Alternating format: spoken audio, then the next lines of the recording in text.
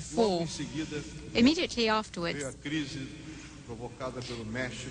in order to implement these recipes, were such that in just 1 month we lost 10 billion by about 18 or 20%. But in 1997, the same recipe, and this is what we did. We increased interest rates, which reached more than 30% a year.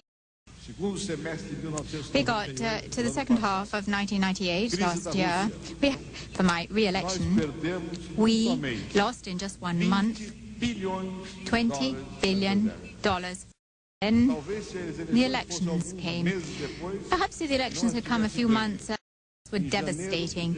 In January of this year, the real was devalued by about 40%, to a level of 50% this year.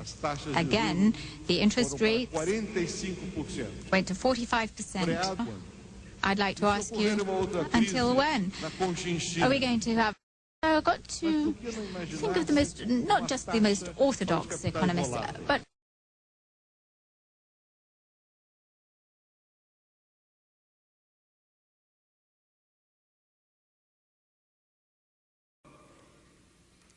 I don't think we have studied enough what each other has done and how it might relate to our own experience. For example, in the countries here represented, taking Brazil to the side a moment, just let's take the EU and the US and Canada.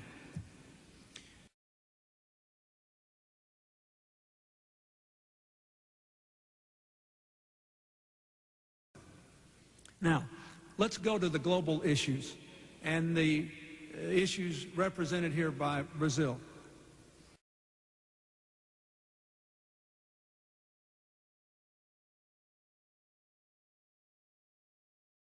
And I would like to talk very briefly about, one, international institutions, two, what the countries, the emerging economies themselves have to do,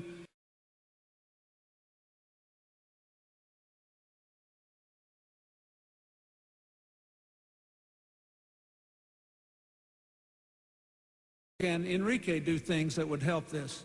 Chile had a capital control system that worked pretty well to try to regulate radical movements of money in and out of the country.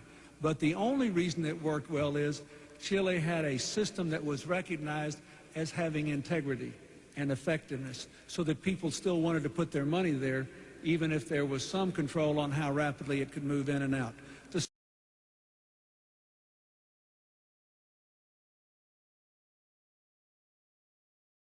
Governments have to have good, honest financial systems.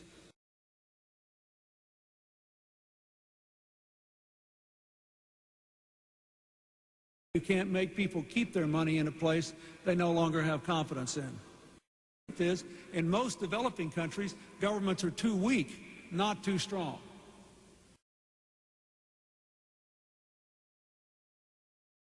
But here's Uganda proving that you can get the rate down, and oh, by the way, they have economic growth at 5% or 6% a year.